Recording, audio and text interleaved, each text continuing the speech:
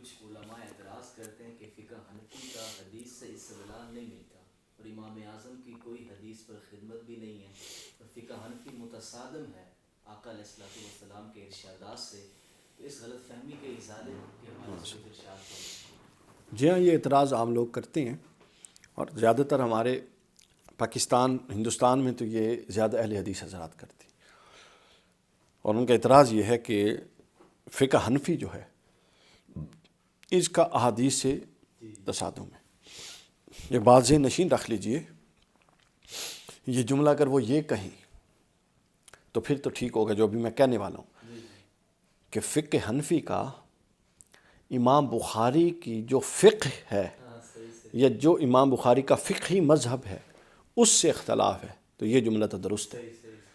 لیکن یہ کہنا کہ فقہ حنفی اور اس کا احادیث نبویہ سے تعارض ہے، یہ بہت بڑی نادانی اور بے وقوفی ہے۔ یہ سمجھنے سے بھی مطلب میں کیا کہوں اب، یہ یعنی وہ بندہ جو فہم اور عقل اور فہم ادراک سے آ رہی ہے اور علمی تاریخ سے آ رہی ہے اور مذاہب فقہ کی تدوین سے آ رہی ہے، وہ بندہ یہ بات کر سکتا ہے۔ مجھے ایک بات بتائیے کہ جب امام بخاری نے اور امام مسلم علیہ رحمہ یا سیاستہ کے سارے 6 کے 6 ائمہ نے یہ کتب نہیں مدون کی تھیں تو اس وقت نماز نہیں پڑھی جاتی تھی، تو اس وقت فقہ کے مسائل زیر بحث نہیں آتے تھے۔ کیسے آتے تھے؟ آپ اس طرف آئیں نا ذرا ادھر۔ اس وقت یہ ساری چیزیں زیر بحث نہیں آتی تھی۔ کس بنیاد پہ آتی تھی؟ حکم صحیح بخاری کو سامنے دیکھ کے لگتا تھا۔ صحیح بخاری بہت بڑی امام بخاری کی کاوش اور بہترین کتاب ہے جس کے اندر زیادہ صحت کے ساتھ حدیثوں کو جمع کرنے کا اہتمام کیا گیا ہے اور اکثر حدیثیں صحیح ہیں۔ اس کا مطلب یہ ہرگز نہیں ہے کہ جو بخاری اور مسلم کے دائرۂ کار سے باہر ہے وہ صحیح نہیں ہے۔ خود امام بخاری کا اپنا موقف ہے کہ ان کو 1,00,000 سے زائد حدیثیں صحیح حدیثیں یاد تھیں۔ بخاری میں تو انہوں نے مقررات کو ڈال دیں تو 7500 ہیں، نکالیں تو 2250-2300 ہیں، 2500 کے قریب حدیثیں۔ تو لہٰذا اس وقت کیسے عمل ہوتا تھا جب بخاری نہیں تھی؟ بھائی کچھ تو تھا نا۔ دیکھیں دین تواتر سے منتقل ہوا ہے، دین امام بخاری نے منتقل نہیں کیا، دین تواتر سے منتقل ہوا ہے۔ اور اگر آپ سارے فقہ، اور جس طرح میں کہتا ہوں نا ہر ایک کے اندر اپنا امتیاز ہے، آپ فقہ حنفی کو دیکھ لیں، اس کا ایک ایسا امتیاز ہے جو کسی میں نہیں ہے۔ فقہ شافعی کو دیکھیں، اس کا ایک اپنا امتیاز ہے۔ امام احمد بن حنبل کو دیکھیں، اس کی ایک اپنی رانائی ہے۔ امام مالک کو دیکھیں، اس کے ایک اپنا ارتکاز، نقطہ ارتکاز ہے۔ لیکن جب آپ ڈائیورسٹی اور پوری دنیا میں دیکھیں تو جو ٹھوس بنیادیں، عقلی معقول بنیادیں اور جو جاندار ترین استدلالات فقہ حنفی کے اندر ہیں وہ کسی اور میں نہیں پائے جاتے۔ اب نقطہ سن لیں، یہ اختلاف سامنے کب آیا؟ اس وقت آیا ہمارے پاس دین منتقل ہوا سینہ بسینہ، حضور صحابہ کرام نے حضور کا عمل دیکھا، حضور کے عمل میں تنوع آتا رہا۔ خود قرآن کی تدریج پر قرآن کہتا ہے، شراب خود قرآن کی نص ہے کہ قرآن نے کہا کہ جب نماز میں جاؤ تو شراب مت پیا کرو، حالت شراب میں پی کے حالت نشے میں نماز کے قریب مت جایا کرو۔ اس کا مطلب ہے خود یہ نص بتاتی ہے کہ ابھی شراب صرف نماز کے قریب جانے کے وقت تک حرام تھی، علاوہ اس کے نہیں تھی۔ اس کے بعد مطلق حرمت آئی۔ آپ نماز کو دیکھیں، نماز بھی اسی طرح چلی، رکعتوں میں بھی تدریج۔ پہلے نماز کے اندر بات چیت ہو سکتی تھی، پہلے نماز کے اندر اشارے کنائے ہوتے تھے، ہر شے الٹیمیٹلی اسی طرح نماز کے اندر رفع یدین ہوتا تھا، اس کے بعد اس کو منسوخ کر دیا گیا۔ اچھا اب کیا ہے؟ تو جتنی یہ باقی چیزیں تھیں، کوئی یمن سے صحابی آئے تھے، کوئی کہاں، انہوں نے جو حصہ دیکھا انہوں نے جا کے نقل کر دیا، یہ سب حدیثیں صحیح ہیں۔ لیکن سوال یہ ہے احناف کی بنیاد جن صحابہ کرام پر ان میں بنیادی حیثیت ہے عبداللہ بن مسعود رضی اللہ تعالیٰ عنہ کی۔ ٹھیک ہے، عبداللہ بن مسعود کا دیکھیں دورانی حضور کے ساتھ کتنا گزرا۔ ٹھیک ہے، حضرت مولا علی کی بنیاد ہے، عبداللہ بن عمر کی بنیاد ہے۔ یہ وہ لوگ ہیں جنہوں نے سینہ بسینہ منتقل کیا۔ اب یہ فکر تب اٹھی جب ایک سامنے نقطہ نظر یہ آیا، لو جی یہ صحیح بخاری سے تو یہ ٹکراتا ہے۔ او بھائی صحیح بخاری پورا دین نہیں ہے۔ صحیح بخاری امام بخاری علیہ رحمہ کا جو فقہی مسلک تھا، اس فقہی مسلک کے مطابق، اپنے فقہ کے مطابق، اپنے فقہی مذہب کے مطابق ایک خاص اہتمام سے انہوں نے حدیث کو جمع کر دیا، اور قبولیت اس حدیث کی کتاب کو اس لیے ملی کہ اس میں باقیوں کی نسبت حدیثوں کو جمع کرنے کا اہتمام بہت زیادہ کیا گیا۔ ٹھیک ہے نا، جبکہ اس میں بھی تعلیقات ہیں، معلقات ہیں نا، امام بخاری کی تعلیقات ہیں، اور ان کو وہ حیثیت حاصل تو نہیں ہے. تو لہٰذا سوال یہ، اب اس میں مراسیل ہیں کئی. اب مراسیل کا پھر ایک الگ بحث پر چل جاتی ہے کہ حدیث مرسل کہاں قبول ہوگی کہاں نہیں ہوگی. اب حدیث مرسل کو امام ابو حنیفہ تو لے لیتے ہیں، لیکن امام شافعی حدیث مرسل پر حکم لگاتے ہیں، وہ اس سے نہیں استدلال کرتے. سمجھے؟ تو لہٰذا اب چیز یہ ہے کہ فقہ حنفی احادیث سے ہرگز نہیں ٹکراتی، بلکہ یہ جتنے فقہ ہیں یہ صحابہ کرام سے سینہ بسینہ اور صحابہ کے عمل سے اور عمل تواتر سے منتقل ہوئی ہیں، جن کو مدون اگرچہ بعد میں کیا گیا ہے. ہاں آپ کا تدوین کے کسی پہلو پر اختلاف ہے، سو بسم اللہ. آپ کا کسی 2 4 5 نقطہ نظر پہ اختلاف، ہم تو خود بڑے وسیع نظر. آپ دیکھیں میرے خود یوٹیوب چینل پہ لیکچر پڑا کہ احناف قائل نہیں ہے، لیکن میں قائل ہوں کہ اس کا آپ نماز جمع کر سکتی ہیں.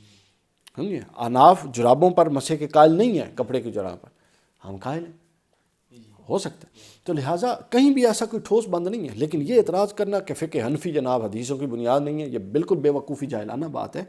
فقہ حنفی وہ فقہ ہے کہ جس کی بنیاد صحابہ کرام کے عمل اور تواتر سے میسر آئی ہے. سمجھے نا؟ تو لہٰذا فقہ حنفی بالکل کمزور فقہ نہیں ہے. آپ شاشی سے لے کر توضیح تلویح تک کوئی کتاب پڑھ لیں، جتنی مضبوط بنیادیں اصول فقہ کے اندر آپ کو یہ لگیں گی. آپ اس کو چھوڑیں، آپ شاشی کا پہلا باب، اصول شاشی کا پہلا باب اٹھا لیں.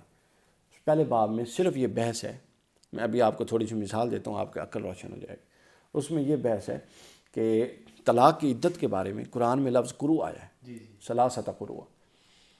امام بخاری نے امام اعظم ابو حنیفہ رضی اللہ تعالیٰ عنہ نے اس سے مراد لیا ہے حیض، مینسز، اور امام شافعی علیہ الرحمہ نے اس سے مراد لیا ہے طہر.